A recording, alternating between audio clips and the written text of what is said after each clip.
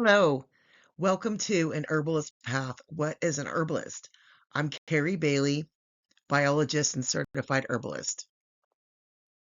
I wanted to introduce myself to you in case you haven't listened to part one, which is An Herbalist Path. This is the second part of a two-part podcast of introduction of Ask the Herbalist. I just wanted to let you know a little bit about myself.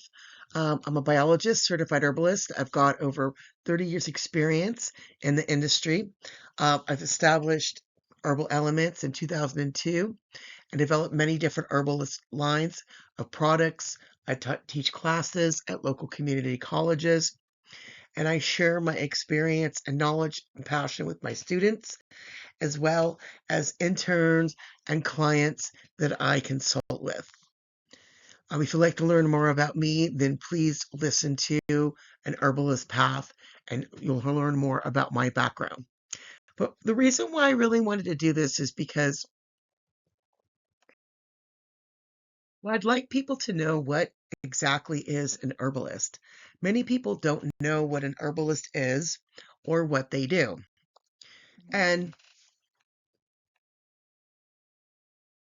okay, so what exactly is an herbalist? Well, herbalists are holistic practitioners who specialize in mastering the art of using medicinal plants. They know which herbs to use given a particular situation. They know how to utilize several different factors that helps them to determine which herb to use best for the situation and which the best form to deliver that herb in. Herbalists help educate others and suggest which herbs are best used given a specific situation. They're also familiar with other types of natural substances and how those substances can be used best with herbs. Some herbalists might grow or supply herbs to people or make products with those herbs.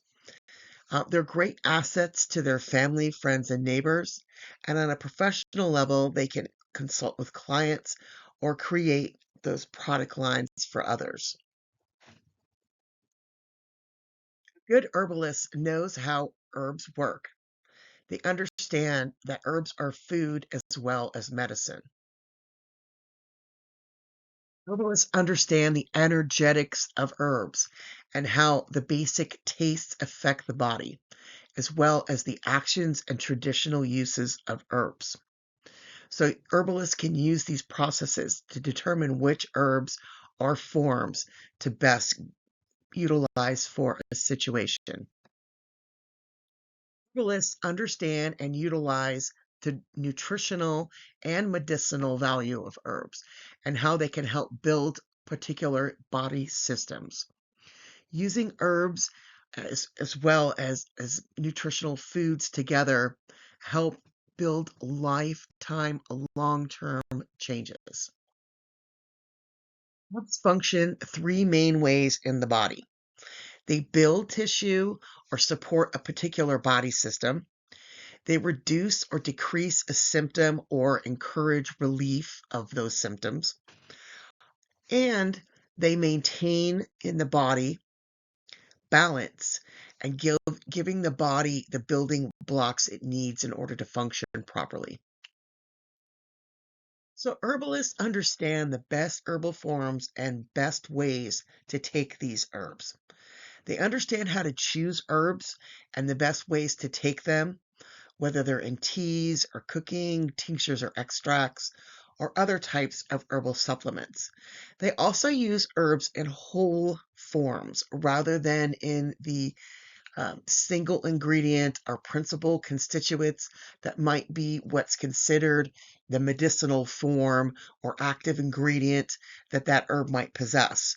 There's many other chemicals and other substances that are inside these plants that are important. So that's why this knowledge is crucial in the natural health industry for holistic medicine and nutrition. Herbalists understand the best approach, again, using these herbs in whole form, the way they should be taken. and then also the potential counter interactions that medicines or particular body types might react to. Now, AI can definitely help research, gather information, you know, but what it does is it gathers what's already out there on the internet, whether it's factually accurate or not. It doesn't also be able to discern the information like a human can. So I think AI is definitely important for us to know and utilize, but not to solely rely on. The other thing I see out very commonly is about the duration of herbs and people saying that they have taken them for years and years and years. And that's really not a good idea. Um, Herbalists, again, understand how to use herbs because they understand that there are herbs that are intended for long term use and others for short term use, and what those durations and doses are. And practicing moderation is definitely really important. We like to take herbs in different ways, but it's a good idea to have many different forms in your arsenal so that when you have more time to brew tea and enjoy tea, you can have different forms of tea available for yourself. Or maybe if you want fast, quick things, herbal extracts and tinctures might be something good for you to take, or for something long term, or for nutritional issues. Herbal smoothie mixes work great.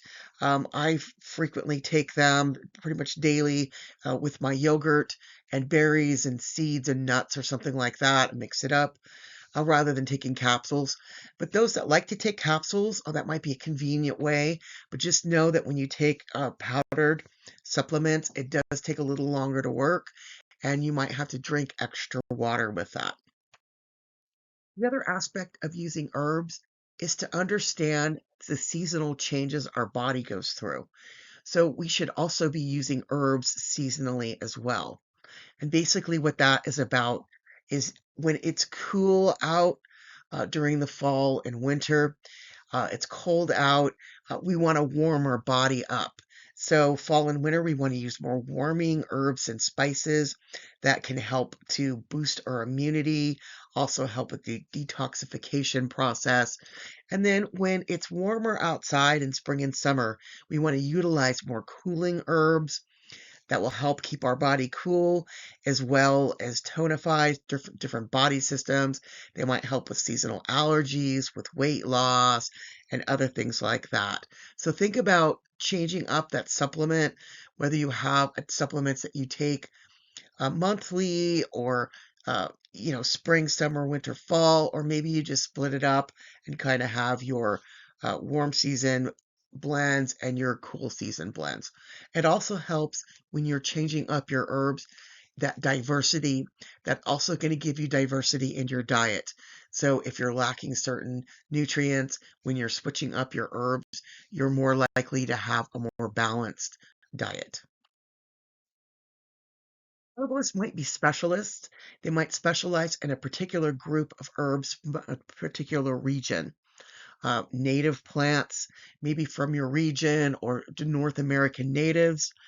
Some like to specialize in African herbs, or those from Europe, considered oftentimes called Western herbs, or those from India, the Ayurvedic herbs, or Asia, traditional Chinese medicine.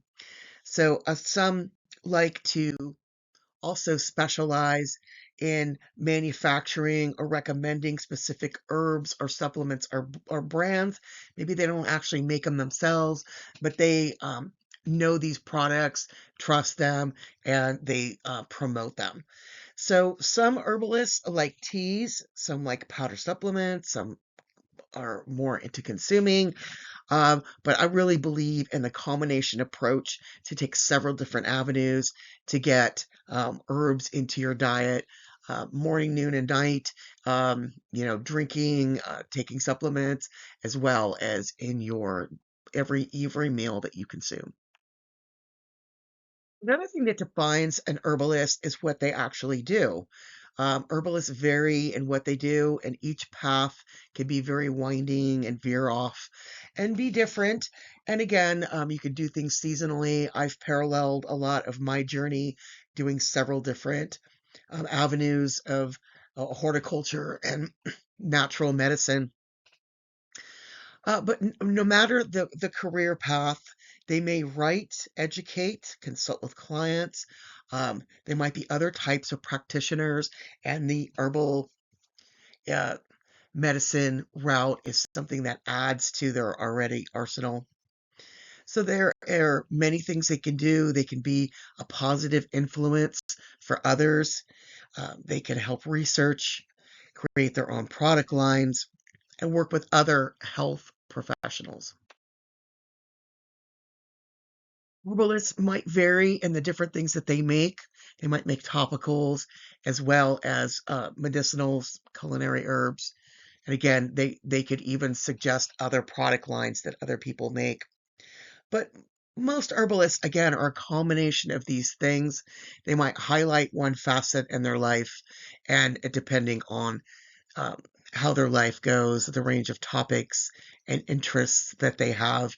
Um, Nice thing about this field, there's a lot of different things that you can do, and you can never get bored by veering off in different topics and aspects. So, herbalists have a unique opportunity that we can focus on several things that we love. And again, learning several different modalities in different diverse parts of the world. Well, there are a few limitations with herbalists. In America, there is no licensure at this time for herbalists. They've been working on that for decades, but right now there are a ton of different certificate courses out there. And if you are interested, I definitely recommend you take one or even many, as we do vary. You will get different takes on using herbs, and you know not everyone knows everything. So again, taking different courses, you'll be able to add to your arsenal as you know generalized, and then you can get into very specialized different forms. My herbalist certificate program is a generalized form. We go over several different body types, anatomy, as well as different herbs from all over the world. And I think that's nice to have a certificate course like that, because then you can really focus and understand and know what things that you actually like by learning about the herbs as well as actually using them. So, herbalists, uh, what we really do is we suggest herbs to people, the use of them. We do not diagnose health conditions, we leave that up to the doctor. When at all possible, we try to get people to get a diagnosis of what's going on. Otherwise, we're just helping with certain symptoms. So, we definitely don't want to cross that line. And oftentimes we'll see disclaimers on products or blogs that people might write. And if you see this, it's because the FDA requires this, that something like the following information has been for educational purposes and not intended to diagnose and treat an illness. So when you see that, don't be alarmed. Just know that it's what most people have to put on their products as well as their websites. And I will also have this kind of disclaimer on my blog so that people understand that we're all individuals, and just because somebody recommended something does not mean it's going to work for you, and it doesn't nothing replaces the advice from your doctor. Now, there are many names for herbalists. That's why I think a lot of people don't know what a herbalist is. But there are, in the past, original names: shaman, medicine woman, alchemist, apothecary, even witch, the word witch. And basically, what they all have in common is that they were masters in working with herbs and other substances. So, modern terms we call certified herbalist or herbalist certificate. There might be master herbalist, a functional medicine practitioner, health or life coach, a nutritional herbal practitioner. So, there's all different names. I call myself a certified herbalist. Um, I'm also a biologist, so I've got a lot also in my arsenal. And I also am an ordained minister, so that gives me a legal right to counsel people as well as put hands on people. So if you, again, are interested in this path, you might want to get an ordained minister's license to help you with that legal aspect, or add it with something like a life coach or health coach that has an actual counseling license involved with it. Most of those programs I see don't really expand enough on the herbal aspect. So that might be something, or some kind of a nutritional program you might want to take as well. So as far as an herbalist journey goes, many different herbalists have different educational levels. I mentioned I have a bachelor's in biology, and as well as all of my studies at Highline and personal studies. So we all have to start somewhere. Being self-taught, there's nothing wrong with that, but just understand that you really need to do a lot of research, and I definitely recommend that you take courses because a little bit of knowledge can be very dangerous. And just because something worked for you or one of your influencers you saw on TikTok or YouTube or whatever recommends something, that doesn't mean, again, it's going to work for you or it's going to work for everyone or all the time.